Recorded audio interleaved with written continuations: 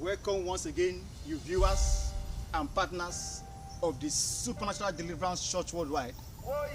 It's a pleasure to have you once again on today's miracle service. Can we say thank you, Jesus? Yes.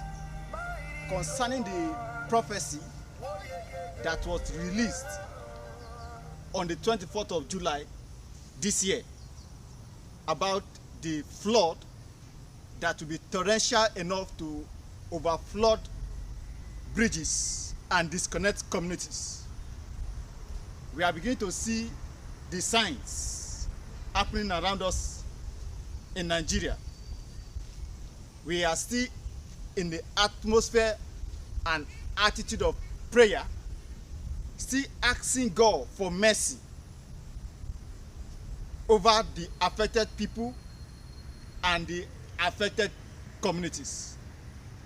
Please continue to join us in prayers that the flood will become a thing of the past.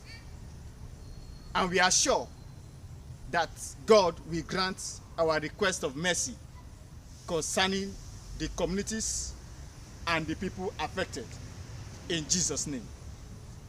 Yes,